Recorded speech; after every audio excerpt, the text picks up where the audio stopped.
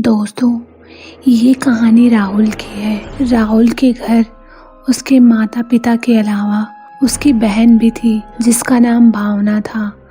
राहुल के पापा एक शहर में एक जॉब करते थे जिनसे उनका परिवार चलता था, पर उस रात ऐसा कुछ हो जाएगा राहुल को बिल्कुल भी अंदाज़ा नहीं था। एक दिन की बात है, रात के समय राहुल के माता पिता किसी रिश्तेदार की शादी के लिए शहर से बाहर गए थे। राहुल का कॉलेज चल रहा था, इसीलिए वो घर पर ही रुक गया था। उनका घर शहर के आबादी से अलग था। उस दिन ज़ोर ज़ोर से बारिश हो रही थी और बिजली कड़कने की आवाज़ मन में सिहरन और दहशत पैदा कर रही थी। रात के 11 बज रहे थे। राहुल पढ़ाई कर रहा था। पढ़ाई करने के बाद वह बिस्तर पर लेटा तो उसे बिल्कुल नींद नहीं आ रही थी। तब राहुल ने सोचा कि टीवी ही देख लेता हूँ, नींद तो आ नहीं रही। राहुल टाइम पास करने के लिए टीवी खोलकर बैठ जाता है, पर उसका सारा ध्यान हाथ में पकड़े फ़ोन पर था जिसमें वह डरावनी कहानियों के बारे में पढ़ रहा था। तभी अचानक ज़ोर से बिजली कड़की और तेज़ तेज़ हवाएं भी चलने लगी, जिसके कारण खिड़की और दरवाज़ा अपने आप खुल गए। तब जाके रोहन सारे खिड़की और दरवाजे दोबारा से बंद करता है। तभी अचानक से घर की बिजली भी चली गई। चारों तरफ अंधेरा ही अंधेरा छा गया और ऊपर से लाइट भी चली गई। बाहर भी कुछ नहीं दिख रहा था, केवल तेज़ बारिश की आवाज़ें सुनाई दे रही थी।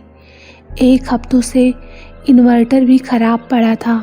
राहुल के पापा ने राहुल को बहुत बार बोला था, पर आलस के चलते राहुल उसे एक हफ्ते से टाल रहा था और उसने अभी तक इन्वर्टर को सही नहीं कराया था। हालांकि राहुल भूत प्रेत पर विश्वास नहीं करता था, पर इस स्थिति में वो काफ़ी अकेला महसूस कर रहा था और वो खुद को इन्वर्टर सही ना कराने के लिए कोस भी रहा था। तब राहुल ने अपने फ़ोन का टार्च जलाया। फ़ोन का टार्च जलाकर वह सावधानी से बड़ी इमरजेंसी लाइट लेने के लिए खड़ा हुआ था कि तभी धड़ धड़ धड़ करके मेन दरवाजे पर 3 बार ज़ोर ज़ोर से खटखटाहट की आवाज़ आई। हर खटखटाहट के बीच 1 सेकंड का अंतर था। राहुल चौकन्ना हो गया। राहुल ने इस डरावनी तरह से दरवाजे खटखटाने की आवाज़ पहली बार सुनी थी। इस प्रकार के डरावने तरीके से उसकी जान पहचान में कभी कोई नहीं दरवाज़ा खटखटाता था।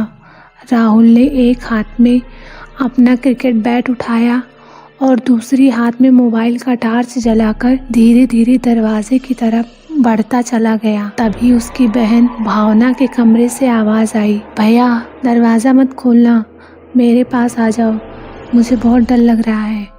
तब राहुल ने भावना की आवाज़ सुनी तो उसका डर थोड़ा कम हो गया। उसने भावना के कमरे की तरफ पहला कदम बढ़ाया ही था कि तभी ऊपर वाले मम्मी पापा के कमरे से एक और आवाज़ आई, भैया उस कमरे में मत जाना, वो आवाज़ आपको मैंने ही लगाई है, मैं ऊपर हूँ। अब राहुल बिल्कुल डर चुका था। उसको समझ नहीं आ रहा था कि वह क्या करे। उसका दिमाग मानो काम करना बंद कर दिया हो। उसने एक एक करके अपना कदम पीछे बढ़ाना शुरू किया। वह एक मेज के पास आकर रुका। रोहन अभी भी स्थिति को समझने की नाकाम कोशिश कर रहा था कि यह सब उसके साथ क्या हो रहा है। घुप अंधेरे में जब बाहर अचानक से बिजली कड़की तो उजाले से कमरा पल भर के लिए जगमगा गया। तभी फिर से दरवाजे पर वही खटखटाहट की आवाज़ आई। तब राहुल धीरे धीरे टार्च चालू करके उस दरवाजे की ओर जाने लगा और दरवाजे में बने एक होल से देखने लगा कि बाहर कौन है जो दरवाज़ा बार बार खटखटा रहा है। लेकिन बाहर तो कोई दिख ही नहीं रहा था, क्योंकि बारिश होने की वजह से बाहर चारों तरफ अंधेरा था। तभी अचानक से दोबारा बिजली कड़की। बिजली की रोशनी से राहुल को कुछ ऐसा दिखा जिसे देखकर उसके होश उड़ गए। दरवाजे के बाहर बगल में एक बारिश में भीगी हुई लड़की खड़ी थी जो ब्लैक जैकेट पहने हुई थी, जिसकी वजह से उसका चेहरा साफ दिखाई नहीं दे रहा था। राहुल उसको देखकर एकदम थर-थर कांपने लगा और जाके एक कोने में छिप गया। तभी अचानक से दरवाज़ा अपने आप खुलता है और एक साया घर के अंदर प्रवेश करता है। राहुल वो सब उस कोने से छिपकर देख रहा था। वो लड़की राहुल को घर में चारों तरफ ढूंढने लगती है। तभी राहुल के फ़ोन पर एक मैसेज आया। जल्दी से वह फ़ोन निकालकर उस मैसेज को पढ़ता है। उस मैसेज को पढ़कर राहुल के शरीर में एकदम दहशत भरी सिहरन दौड़ गई। उसके चेहरे का रंग उड़ गया और मुंह का पानी पूरी तरह से सूख गया। उस मैसेज में लिखा था, भैया मैं और मम्मी पापा बारिश की वजह से घर आने में थोड़ा लेट हो जाएंगे। उसे तुरंत याद आया कि उसकी बहन तो उसके माता पिता के साथ बाहर गई थी, तो फिर उसके बहन के कमरे से किसकी आवाज़ आ रही थी। जब राहुल के फ़ोन पर मैसेज आया तो उसका फ़ोन साइलेंट नहीं था। उसके फ़ोन का नोटिफिकेशन रिंग बजता है, जिसकी वजह से उस आत्मा को पता चल जाता है कि रोहन उस मेज के पीछे छिपा हुआ है। वह आत्मा मेज की तरफ जाती है जहां रोहन छिपा हुआ था और वह आत्मा रोहन को देख लेती है। तभी वह रोहन को पीछे से पकड़कर उसका गला घोंटने लगती है। राहुल हेल्प हेल्प करके चिल्लाने लगता है, लेकिन बारिश इतनी तेज हो रही थी कि उसकी आवाज़ कमरे से बाहर जा ही नहीं रही थी। उसकी जान निकलने वाली थी कि तभी रोहन के घर का दरवाज़ा दोबारा से खुलता है। उसके मम्मी पापा और उसके बहन घर आ चुके थे। रोहन के मम्मी पापा को रोहन बेहोशी की हालत में मिलता है।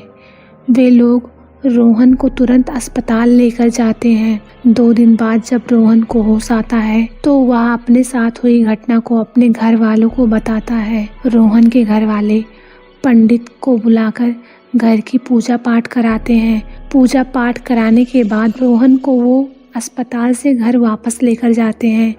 अगर उस दिन रोहन के मम्मी पापा घर पर टाइम से नहीं आते तो आज रोहन शायद जिंदा ना होता।